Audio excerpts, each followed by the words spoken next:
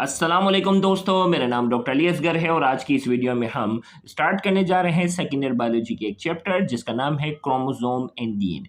Chromosome and DNA के आज के इंट्रोडक्शन में हम क्रोमोसोम की डेफिनेशन, क्रोमोसोम की टाइप्स को on the basis of structure discuss करने जा रहे हैं। तो आज के इस लेक्चर को शुरू करने से पहले एक मर्तबा आपसे रिक्वेस्ट करेंगे कि अगर आपने अब तक हमारे इस चैनल को सब्सक्राइब नहीं किया जो कि सिंध बोर्ड टीचिंग के नाम से है, तो काइंडली आज ही आप हमारे इस चैनल को सब्सक्राइब करें और साथ ही साथ बेल आइकन को लाजमी क्लिक करें ताकि हमारी अपलोड करता तमाम इंपॉर्टेंट वीडियोस की नोटिफिकेशन आपको रिसीव हो सके।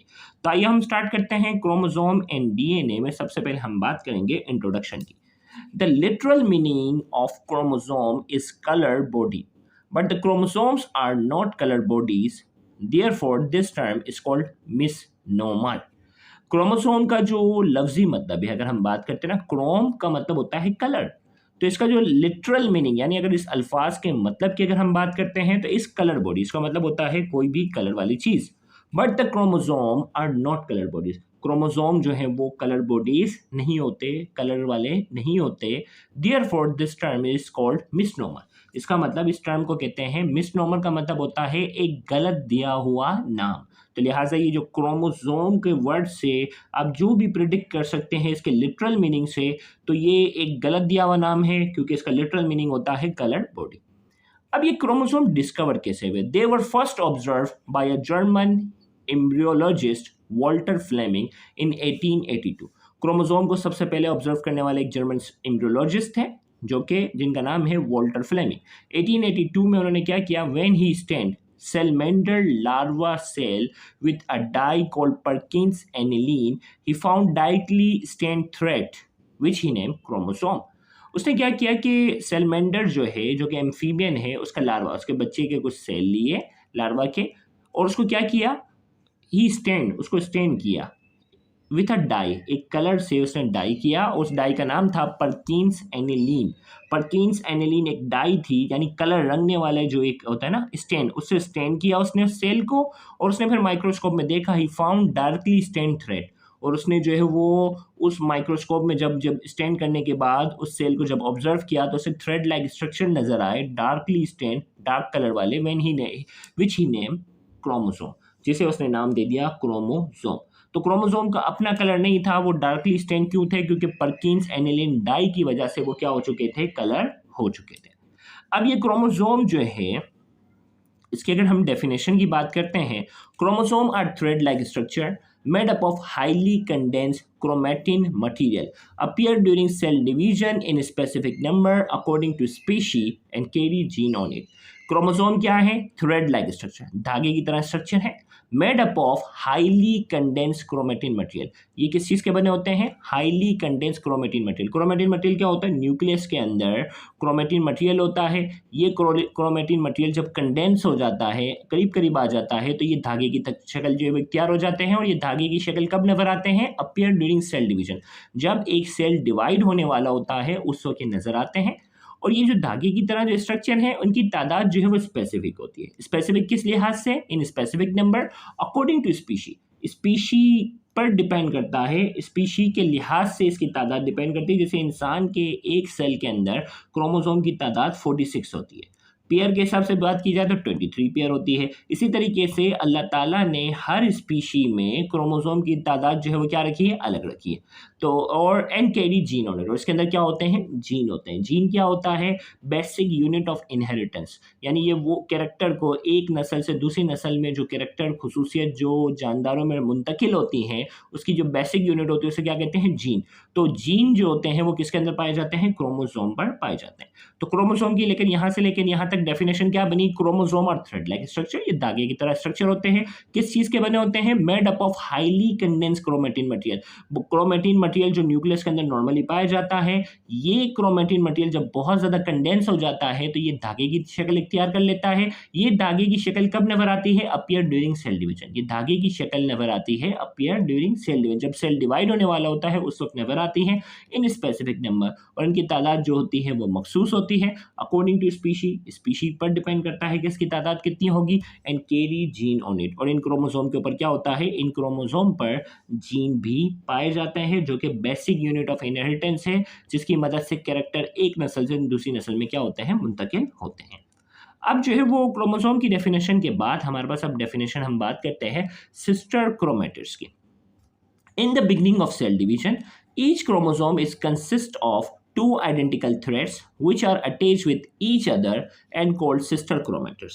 हमने कहा in the beginning of cell division, जब सेल डिवाइड होने वाला होता है ना, इसकी बिगनिंग की हम बात करेंगे। each chromosome is consist of two identical thread, दो मिलते जुलते थ्रेड्स क्या होते हैं, नेबर होते हैं, which are attached with each other, दो एक दूसरे के साथ क्या होता है, अटैच होते हैं। देखो ये एक क्रोमोसोम है, अब ये क्रोमोसोम देखें, ये पूरा क्रोमोसोम है, अब इसमें दो दागे, ये एक क्रोमेटिड्स है, ये क्या है, क्रोमेटिड्स है। दोनों क्रोमेटिड्स जो है वो क्या है, एक दूसरे से मिलते जुलते हैं। तो हमने कहा in the beginning of cell division की बिगनिंग में each chromosome is consist of two identical thread, दो आइडेंटिकल धागे की तरह स्ट्रक्चर होते हैं, which are attach with each other, दोनों एक दूसरे के साथ अटैच होते हैं, एंड कॉल्ड सिस्टर क्रोमेटिड्स। और ये दोनों धागे एक दूसरे के क्या कहलाएंगे, सिस्टर क्रोमेटिड्स कहलाते हैं। तो सिस्टर क्रोमेटिड्स की डेफिनेशन होगी हमारे पास। अब जो है सेंट्रोमेयर की बात करेंगे। Each chromatid contain a primary construction which is called centromere, and sometime another construction is also present called secondary construction. अब देखें भाई, कंस्ट्रक्शन क्या होता है, अगर मैं यहाँ बात करूँ कि ये क्रोमोसोम है ना, क्रोमोसोम अगर है तो क्रोमोसोम जो है उसमें क्या होता है, सेंटर से क्या होता है, कंस्ट्रक्ट हो जाता है, पतला हो जाता है ये क्रोमोसोम। और यहाँ क्या होता है, सेंटर में जहाँ के पतला हो जाता है और वहाँ एक प्रोटीन होता है जिसे काइनेटोकोर कहते हैं। अब ये जो प्रोटीन होता है यहाँ ये थिन हो जाएगा, कंस्ट्रक्ट का मतलब होता है किसी भी चीज़ का पतला हो जाना, और ये जहाँ आपस में एक दूसरे से जुड़ते हैं उस हिस्से को हम कहते हैं सेंट्रोमेयर। यानी अगर मैं इस डायग्राम में अगर बात करूँ तो ये ब्राउन से स्ट्रक्चर नजर आ रहा है, ब्राउन कलर से मैंने ये सेंट्रोमेयर बनाया हुआ है, और ये क्रोमोसोम है, और इसमें जहाँ ये सेंट्रोमेयर जुड़े हुए हैं यहाँ क्रोमोसोम बहुत ज़्यादा थिन हो जाता है, कंस्ट्रक्ट हो जाता है, जिसे प्राइमरी कंस्ट्रक्शन कहते हैं। लेकिन कभी कभार क्या होता है, उसके अंदर क्रोमोसोम में क्या होती है, सेकेंडरी कंस्ट्रक्शन भी पाई जाती है। यानी प्राइमरी यहाँ पतला होने के साथ साथ जो है वो क्या हो जाता है, एक किसी और पर्टिकुलर जगह पर भी एंड पर वो थिन हो जाता है, कंस्ट्रक्शन आ जाता है, उसे कहते हैं सेकेंडरी कंस्ट्रक्शन। सेकेंडरी कंस्ट्रक्शन हमेशा नहीं होगी, लेकिन समटाइम्स हम कहते हैं। और ये जो सेकेंडरी कंस्ट्रक्शन वाला जो पार्ट जिसे टीलोमेर्स कहते हैं, आगे हम उसकी डिटेल की भी हम बात करते हैं, अभी करने जा रहे हैं।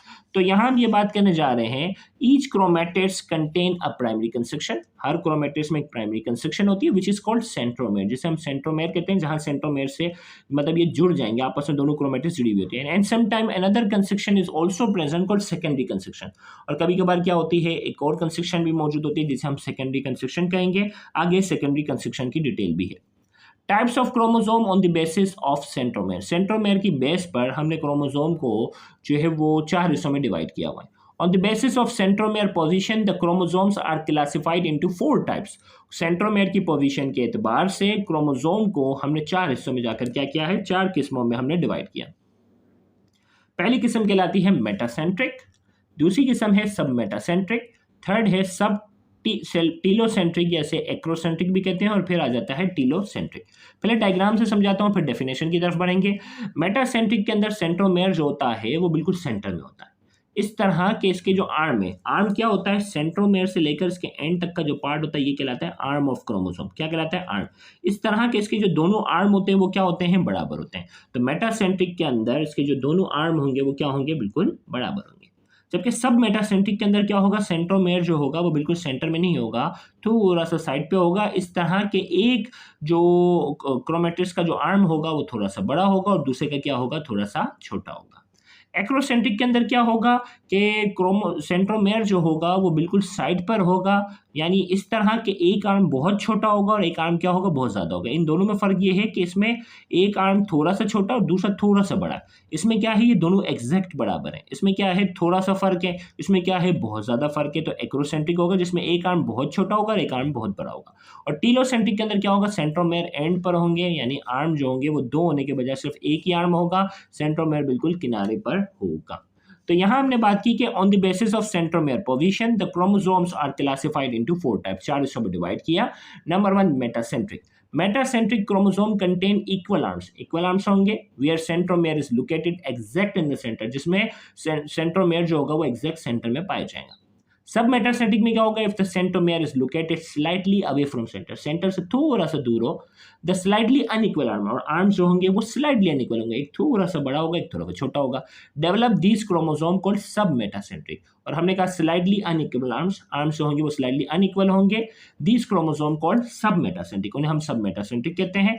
सब टीलोसेंट्रिक की अगर हम बात करते हैं, या जिसे हम एक्रोसेंट्रिक कहते हैं, if centromere located away from center, so the two arms become unique chromosome called subtelocentric और acrocentric। अब इसमें क्या होगा, सेंट्रोमेयर लोकेटेड जो होगा वो सेंटर से काफी डिस्टेंस पे होगा, लिहाजा क्या होंगे, दो आर्म्स होंगे वो यूनिक हो जाएंगे, एक काफी बड़ा होगा और एक काफी क्या होगा, छोटा होगा, उसे हम कहते हैं सबटीलोसेंट्रिक, या जिसे हम कहते हैं एक्रोसेंट्रिक। टीलोसेंट्रिक में क्या होगा, if centromere is located at and called telocentric, उसमें क्या होगा, सेंट्रोमेयर बिल्कुल एंड पर, किनारे पर आ जाएगा। ये डायग्राम से मैंने बता दिया। अब हम थोड़ा सा सेकेंडरी कंस्ट्रक्शन का, मैंने आपको कहा था सेकेंडरी कंस्ट्रक्शन जिसे हम टीलोमेर्स की बात करेंगे, सेकेंडरी कंस्ट्रक्शन के बारे में कुछ पॉइंट्स हैं एमसीक्यू के लिहाज से। द सेकेंडरी कंस्ट्रक्शन में प्रेजेंट यानी हर वक्त नहीं होगा, हो सकता है कुछ में, देखिए इसमें नहीं है, इसमें नहीं है, इसमें नहीं है फॉर एग्जांपल, और इसमें हमने एग्जांपल के तौर पे बना दिया। द सेकेंडरी कंस्ट्रक्शन में present which is called nuclear organiser develop from nucleolus during interface. याद रखिएगा, सेकेंडरी कंस्ट्रक्शन जो है वो मौजूद हो सकता है, जिसे उस पॉइंट को हम कहते हैं nuclear organiser.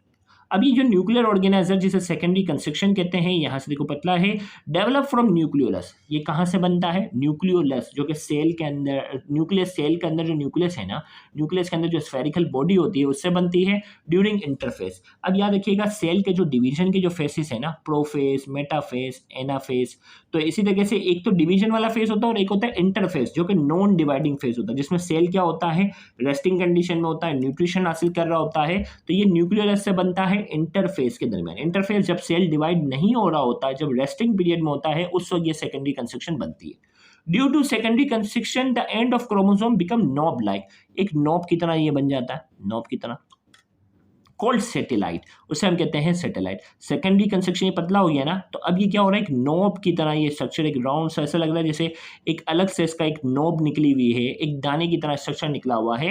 The end of become knob like called satellite, उसे हम सैटेलाइट कहते हैं। विच कंटेन यूजलेस डीएनए, जिसके अंदर जो है वो रिसर्च और तहकीक करके पता चला कि डीएनए जो होता है वो क्या होता है, यूजलेस होता है। और junk DNA called the terminated end of chromosome called telomeres. याद रखिएगा, यूजलेस डीएनए या जंक डीएनए कहते हैं, called the terminated end of chromosome called telomeres, ये टर्मिनेटेड एंड कहलाता है, यानी इख्तितामी एंड कहलाता है, जिसे टीलोमेर्स कहते हैं। Required to prevent attachment of two chromosome, और ये जो है ना, ये टीलोमेर्स होता है ना, ये दो क्रोमोसोम को आपस में अटैच होने से क्या करता है, रोकता है। तो यानी इन शॉर्ट, सेकेंडरी कंस्ट्रक्शन हर वक्त नहीं होगी, कभी मौजूद होगी, जिसे न्यूक्लियर ऑर्गेनाइजर कहते हैं, और ये सेकेंडरी कंस्ट्रक्शन जो है वो न्यूक्लियोलस बनाता है इंटरफेस के दौरान। अब सेकेंडरी कंस्ट्रक्शन के नतीजे में जो क्रोमोसोम का जो एंड होता है वो नॉब लाइक होता है, और उसे हम सैटेलाइट कहते हैं, जिसमें क्या होता है, यूजलेस डीएनए होता है, वो डीएनए होता है जो यूजलेस होता है, जिसे जंक डीएनए कहते हैं। The terminated end of chromosome called telomeres, अब ये जो टर्मिनेटेड एंड है उसे हम क्या कहते हैं, टीलोमेर्स कहते हैं। Required to prevent attachment of two chromosome, और ये जो टीलोमेर्स है ये आपस में क्रोमोसोम को आपस में, यानी इसके जो दो धागे हैं उसको अटैच होने से भी क्या करेगा, रोकेगा। तो यहाँ जाके क्रोमोसोम का हमने जो है वो कुछ इंट्रोडक्टरी चीज़ें जो है डिस्कवरी के हवाले से, कुछ स्ट्रक्चर के हवाले से, कुछ इसकी शेप के हवाले से डिस्कस की। इंशाल्लाह नेक्स्ट लेक्चर में हम बाकायदा उसकी केमिकल कंपोजिशन की तरफ बढ़ने जाएंगे, तो उसको भी देखना मत भूलिएगा। थैंक यू वेरी मच, अल्लाह हाफिज़।